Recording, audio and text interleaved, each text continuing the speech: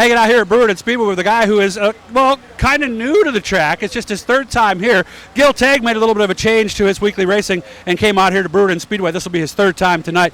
Has the proverbial knife in a gunfight, though. He's got the 358 going against the big blocks. Gilly, how we doing, man? Good.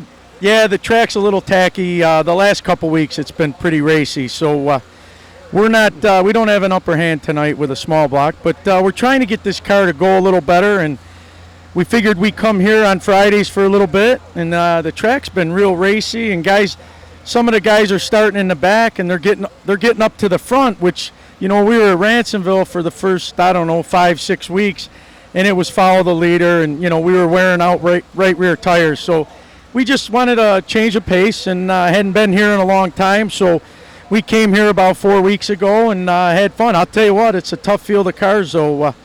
I'd say it's even tougher than Canandaigua. So you got your work cut out for you when you come here on Fridays. How many times prior to this year had you been to Brewerton? A handful of series races. I did drive a full season for Darrell Simmons back in the day in a 32 car. Oh, that was like in the 90s, wasn't it? Yeah, I think it was. I want to say it was Timmy McCready's rookie season. Yeah, 98, He might have been in a 94, the Drek Subs car, and we ran pretty competitive. I think we were always up somewhere in about the top, somewhere in about 8th to 12th. There was some good cars back then too. So, just to be able to hang with some of those guys, we felt like we did pretty good back then. So how tough is it with a 358 down about 300 horsepower from these guys? I'll tell you what, last week was real tough. I mean, we didn't even have a chance. The first week we came here, we probably could have been pretty good, but we missed the setup a little bit in the feature, and we just didn't have any drive off the corner. It was slippery enough that I think if we would have just had the car a little tighter, we might have been able to pass some cars. Okay. You enjoy this, though? Yeah, I mean, tonight, hopefully it dries out a little quicker, than it did last week. Last week was tough. You kind of ride around. You basically know the odds of moving up through the field. When the track's that fast, it's going to be a tough night with a small block. So you can't wait to get the big block here next week, can you? Yeah, that's the game plan. We're off again next week at Canandaigua, and that car's been really good there all year. And I was a little gun-shy about bringing it here, but I think next week with the handicap, we'll be up towards the front. I think we'll bring it and see what we got, and maybe we'll have something for these guys. Of course, between now and then, we got some Wednesday fun out in Land of Legends. Yep, and we're still up in the air with that, because we didn't go to the original show. Oh, you didn't? So we're not going to be able to qualify for that. I mean, we can go and try to qualify for the second show. So, I mean, there's a good chance we'll probably go, and we might even go to Weedsport tomorrow with a small block if everything goes good tonight.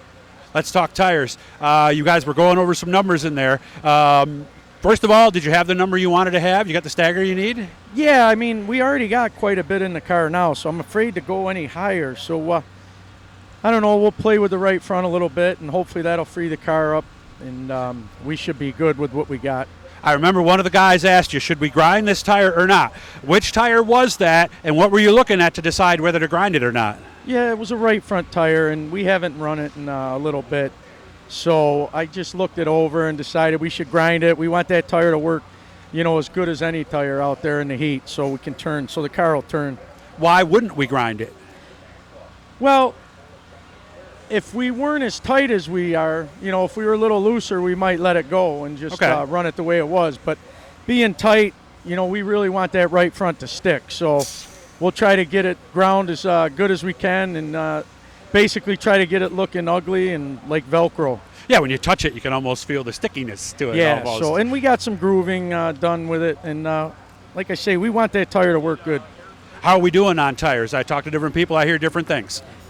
We're okay. We did buy, 3-4 tires within the last couple weeks, and we haven't used a couple of the new ones, or we haven't gotten them, we haven't run them through a heat cycle, so we can't run them, in a feature until we get a heat on them. So we learned that last week at Canandaigua. We went out with a new tire on the right rear. Well, we had a set of hot laps on it, and, it felt like we tied a boat anchor to the back bumper. So we won't make that mistake again. Scuff them in a heat or scuff them in hot laps? In a heat. I thought hot laps would be enough, and never really got up to temperature, did it? Okay. So that was a mistake on my part, and I should know better than that. But you're always learning out here. Good to see you again, and next time you win, we'll do what we did last time, okay? Thank you. Very good. Gil Tegg, remember, hit the blue E, guys. We're still getting subscribers, so help us out. All right, see you later. See ya.